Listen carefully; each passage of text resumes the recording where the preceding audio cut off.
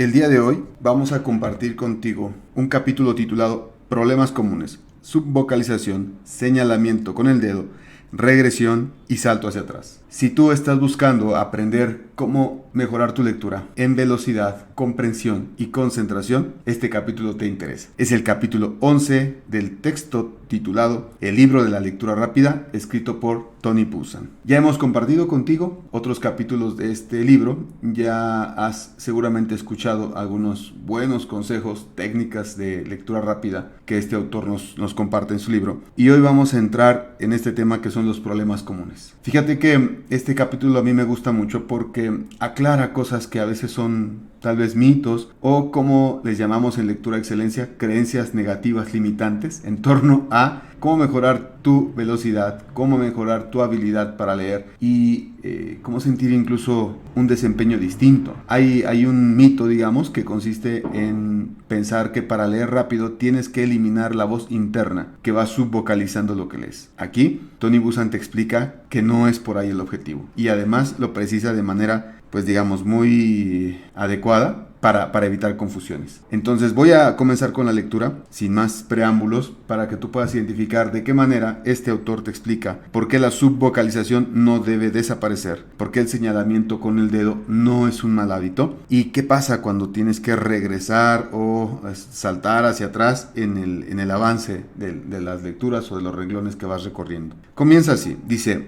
prólogo. Este capítulo analiza algunos de los problemas de lectura que con mayor frecuencia se comentan: subvocalización, señalamiento con el dedo, regresión y salto hacia atrás. Todos ellos representan obstáculos importantes a una lectura eficaz. Nuevos enfoques basados en la investigación más reciente sobre el funcionamiento del sistema ojo-cerebro y la relación entre ambos órganos permiten rectificar gran parte de lo que se ha escrito al respecto. Bueno, ya hemos hablado sobre la fecha de publicación de este libro, así que cuando tú escuchas que el texto dice nuevos enfoques, debes contextualizarlo, ¿de acuerdo? Dice, este capítulo aborda también las dos áreas de dificultades del aprendizaje más comunes, la dislexia y el síndrome de falta de atención. Siguiente subtítulo, problemas de lectura. Comienza con la subvocalización. Un frecuente problema de lectura es la subvocalización, es decir, la tendencia a mover los labios al leer. La subvocalización tiene su causa en el modo en que se enseña a leer a los niños, generalmente el método fonético o fónico o por el método de mirar decir.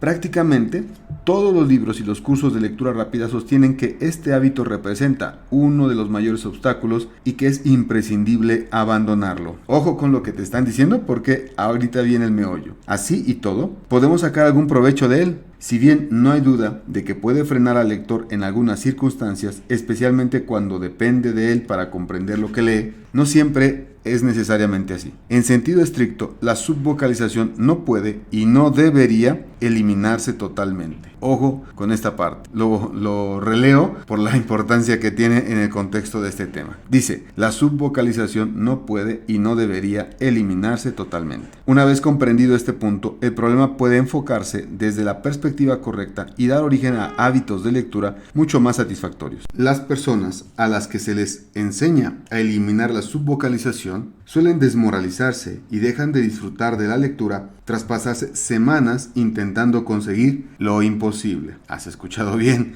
Intentando conseguir lo imposible, que es eliminar la subvocalización. Si tú miras algún video en YouTube o escuchas un podcast, ¿no? Tal vez en alguna de las plataformas de estos formatos, pues ahora tienes ya otra perspectiva sobre este tema. No es necesario eliminar la subvocalización para leer a mayor velocidad. Incluso ni siquiera es el objetivo que deberías trazarte. Voy a seguir leyendo para que identifiques cuál es el objetivo, cuál es realmente el modo en que podemos mejorar nuestra velocidad y no tiene que ver justo con lo que decíamos hace un momento. ¿Vale? Sigo leyendo acá. Dice, el enfoque apropiado a este problema consiste en aceptar que, si bien la subvocalización nunca desaparece por completo, puede retrotraerse más y más hasta hacerla semiconsciente. En otras palabras, aunque usted pueda nunca dejar de mover los labios cuando lee, sí puede reducir su dependencia de ese hábito. En otras palabras, no tiene por qué preocuparse cuando ocasionalmente se da cuenta de que está subvocalizando, porque se trata de un hábito universal. Lo que ha de intentar es volverse menos dependiente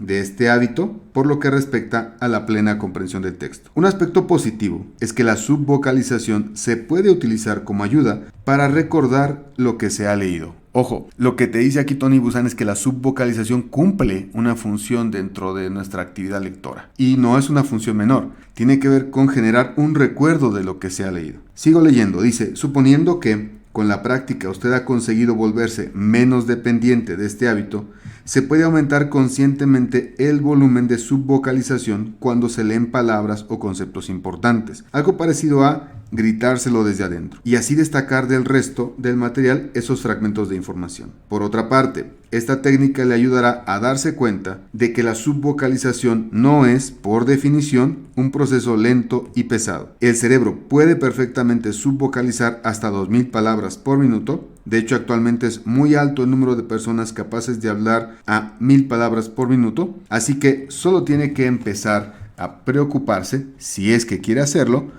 cuando haya alcanzado esas velocidades. Vamos a pasar al siguiente subtema, que es señalamiento con el dedo. Solo quisiera recapitular antes de terminar con este punto, que el objetivo cuando queremos leer rápido no consiste en desaparecer la subvocalización. Nosotros en Lectura de Excelencia lo que planteamos es que esa voz interna lo que tiene que hacer, o la forma en la que nos ayuda, es enfocándola. Cuando esa voz interna te está platicando asuntos ajenos a la temática del texto que tienes frente a los ojos, es el momento en que se generan distracciones. Cuando tú estás leyendo un tema sobre ciencias y tu voz interna te está platicando sobre la fiesta que viene el próximo sábado, o a la que ya fuiste y estuvo muy buena y no puedes dejar de pensar en ella, es el momento en que te distraes y la subvocalización descarrila tu lectura. Así que nuestra propuesta consiste en aprender a enfocar esa voz interna en el tema que estás leyendo. Y es una ayuda tremenda cuando esas velocidades a las que logramos hablar con nosotros mismos las usamos para procesar el texto que tenemos enfrente, tu velocidad cambia, ¿vale? Sigo leyendo aquí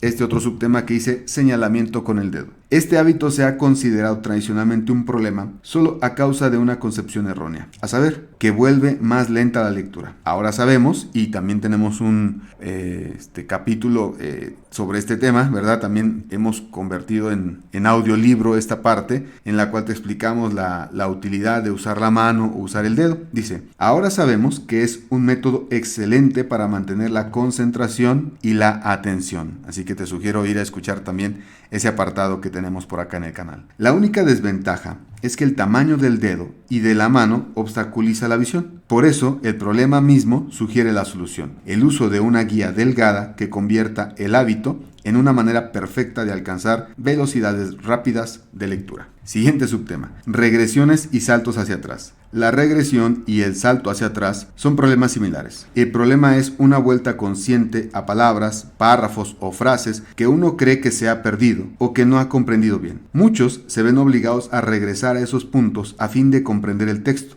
El salto atrás es una especie de tic visual, un regreso inconsciente y brusco a palabras o frases que acabamos de leer. Por lo general, el lector casi nunca es consciente de lo que le sucede. Y por eso aquí nosotros, durante el curso de Lectura de Excelencia, te sugerimos practicar mucho ejercicios para fortalecer tu atención visual. Porque, como acabo de leer, el lector casi nunca es consciente de esto en el momento en que sucede. Sigo aquí. Como ya señalamos en el capítulo 4, hablar de los movimientos de los ojos, el salto atrás y la regresión aumentan el número de fijaciones por línea, haciendo más lento el proceso de lectura. Ambos hábitos son, por regla general, innecesarios. Los estudios realizados sobre la lectura consciente del material indican que los lectores que estaban seguros de que necesitaban regresar a ciertas palabras o partes del texto para comprenderlas, arrojaban cambios mínimos en la puntuación de comprensión cuando no se les permitía hacerlo. Más que una cuestión de comprensión, se trata de tener confianza en la capacidad del cerebro. El método para eliminar o reducir estos hábitos tiene una doble vertiente. En primer lugar, es necesario forzarse a no releer las partes que uno cree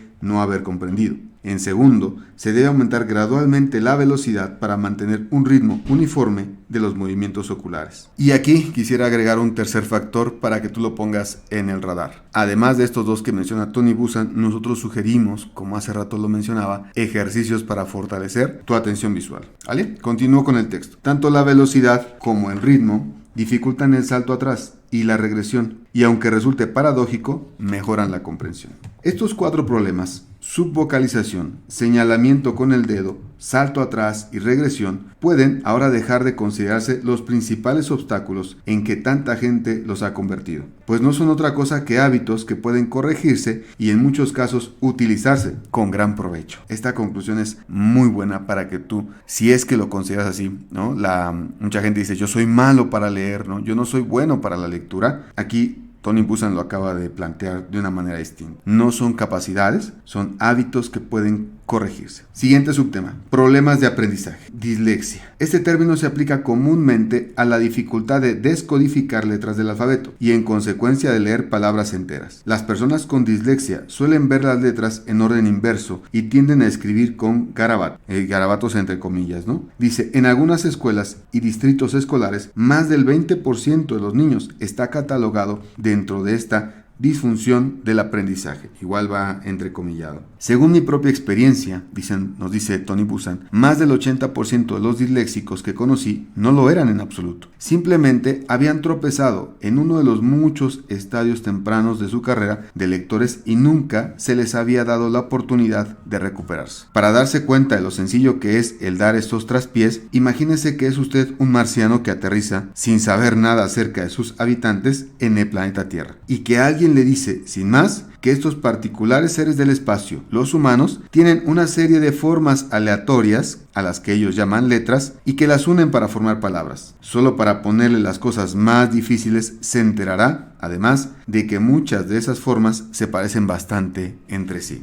A fin de comprender cuál difícil es la tarea, haga el siguiente ejercicio. Señale rápidamente cada una de las distintas formas de la figura 12 que aparece en el libro y que vamos a mostrarte aquí en el video. Dice, pasando de una a otra lo más rápido que pueda y dando su nombre correcto sobre la marcha. La mayoría descubre que tarde o temprano tropiezan y se equivocan al identificar una de ellas. Siguiendo con nuestra hipótesis, usted vuelve a ser el marciano y después de escuchar los nombres de esos garabatos, se le pide que escriba la palabra don. Usted busca en el fondo de sus bancos de memoria y recuerda vagamente que 2 de las letras, la D y la O, tienen un círculo dentro de ellas. Al escribir los 2 círculos, quedaría O.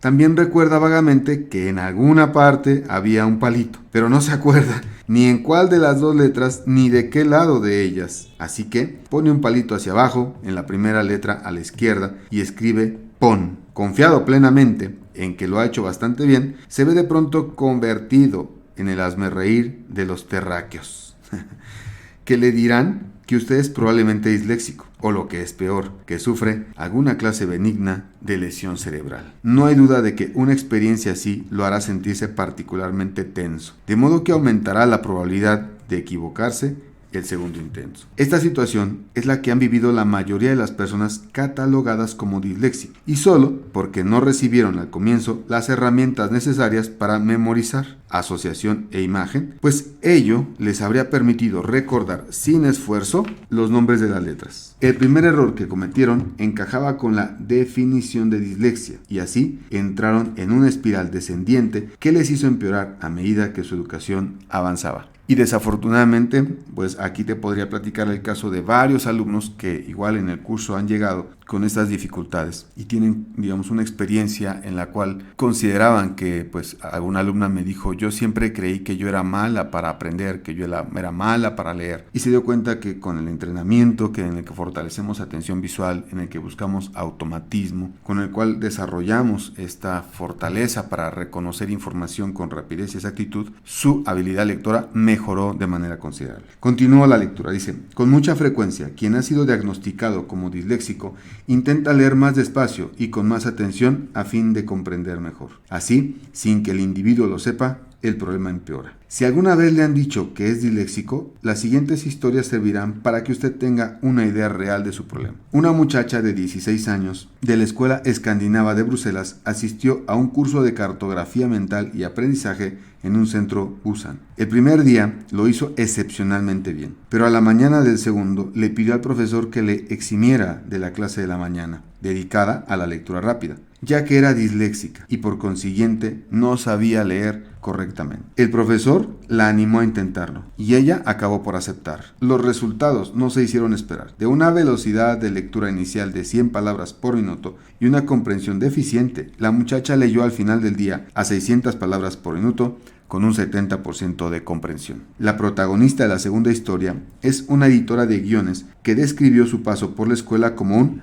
verdadero infierno. Tras no poder aprender a leer, se sintió desconsolada porque le encantaba la lectura. Perseverante por naturaleza, no dejó de practicarla, para lo cual hubo de trabajar horas extraordinarias a un ritmo al menos 4 veces más lento que sus compañeros. Quería ser editora de guiones y acabó por conseguirlo. Sin embargo, a los 6 meses comenzó a desmoralizarse porque tenía que pasarse no solo toda su jornada de trabajo, sino también la mayor parte de la noche a fin de mantener el ritmo apropiado. Al igual que la chica del ejemplo anterior, comenzó con una velocidad de lectura de 100 palabras por minuto y una comprensión muy baja. Guardó para ella sus secretos durante todo el curso y al acabar la prueba final de lectura había aumentado su velocidad a 700 palabras por minuto y obtenido un buen nivel de comprensión. Se puso de pie inmediatamente después de calcular su velocidad final y narró su historia ante todos, temblando de pies a cabeza. La alumna contó que toda su vida se había sentido avergonzada por su incompetencia y su ineptitud, pero que ahora celebraba la gradual desaparición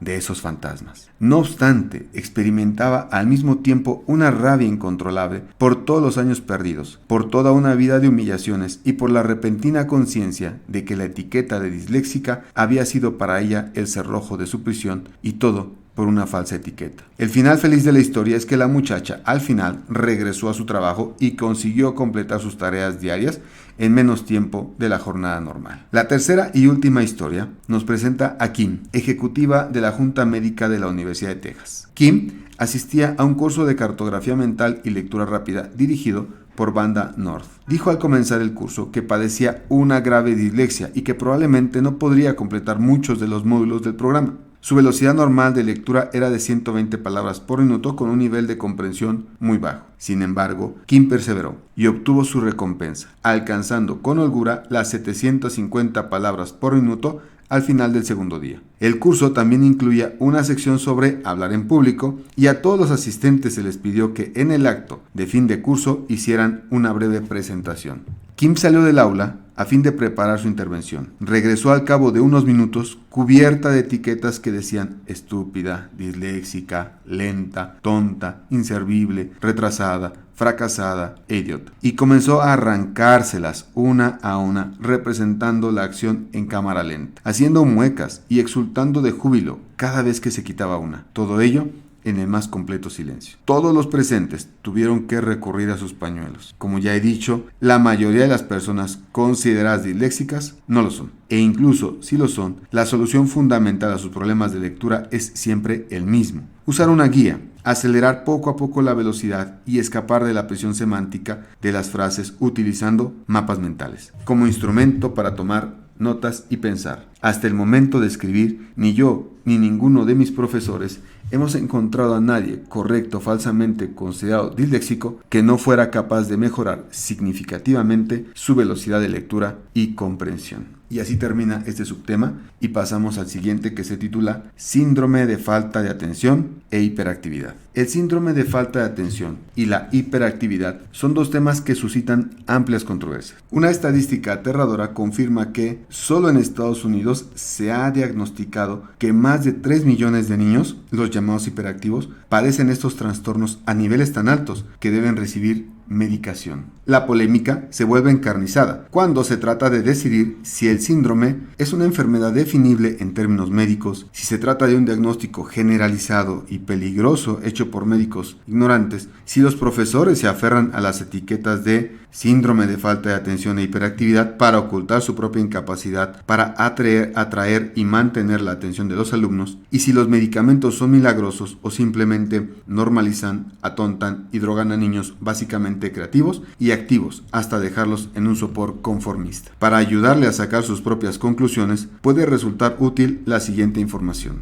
El síndrome de hiperactividad y falta de atención es definido por la Asociación Americana de Psiquiatría según la presencia de 8 o más de los siguientes criterios. De nueva cuenta vuelvo a mencionar la aclaración que tomes en consideración la época o la fecha, ¿verdad?, en la que se escribió este libro. Muy probablemente ahora, en 2024, pues esta situación ha cambiado, incluso los criterios, pero estamos dando lectura al capítulo, ¿no? Un poquito para conocer también este asunto de manera histórica, cómo se veía en estos años esta problemática. Continúo, dicen los 8 criterios. 1. El enfermo no puede permanecer sentado cuando se lo piden. 2. Lo distraen con facilidad los estímulos externos. 3. Tiene dificultades para concentrarse en una sola tarea o en una actividad lúdica. 4. Comienza con frecuencia otra actividad sin terminar la primera. Y entre paréntesis dice, es interesante señalar que al genial Leonardo da Vinci le ha sido sistemáticamente adjudicada esta disfunción. 5. No se está quieto o se remueve en su asiento. Y entre paréntesis menciona, o se siente mentalmente inquieto. Punto número 6. No puede, entre paréntesis, o no quiere,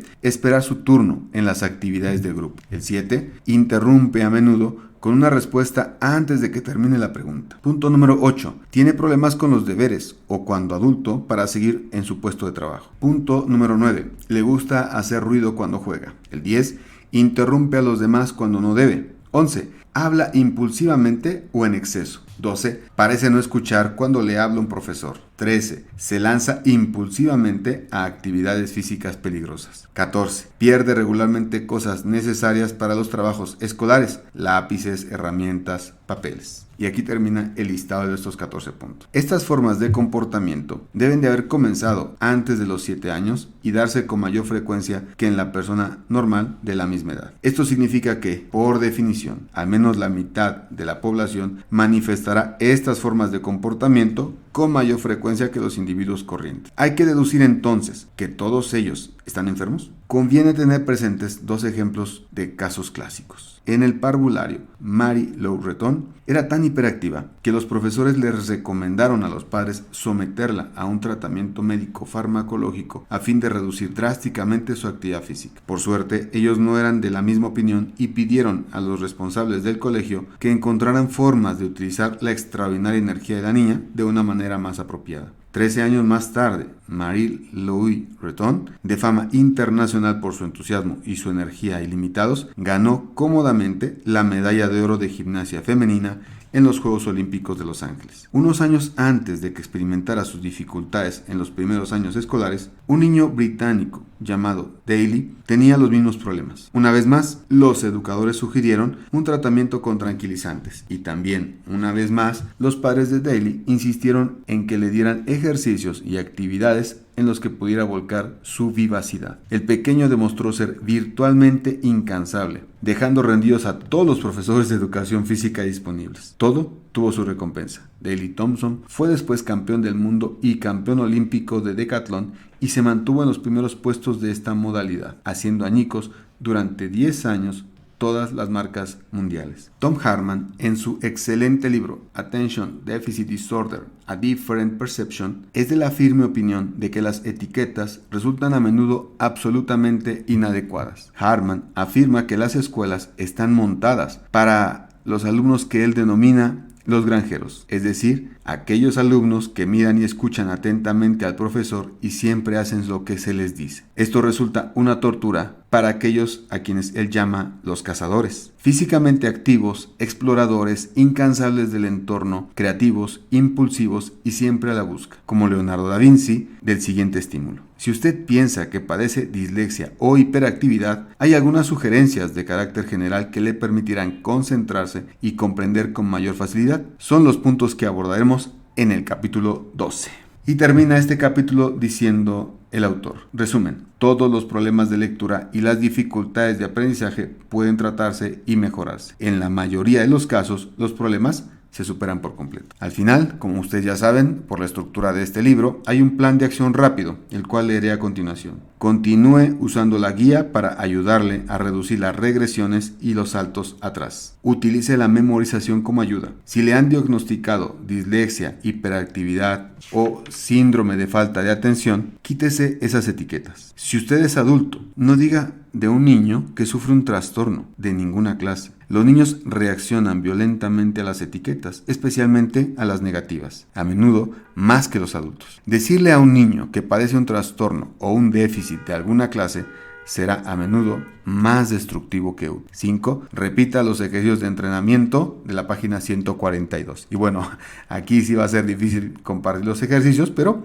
pues tú ahora sabes que si vas al libro, que esa es un poco la intención, ¿verdad? Que también conozcas el libro en su versión completa y original, puedes comenzar a realizar ciertos ejercicios. Avance, y con este subtema cerramos la lectura de este capítulo. Como la baja velocidad de lectura, la falta de concentración y de comprensión figuran como los principales problemas de lectura en el mundo entero, el siguiente capítulo presenta maneras de mejorar su rendimiento en dichas áreas. Así que no te pierdas la lectura que haremos del siguiente capítulo, que es ya el número 12, justo donde se abordarán esos 3 temas: concentración, comprensión y velocidad. Nos vemos en el siguiente episodio. Hasta pronto.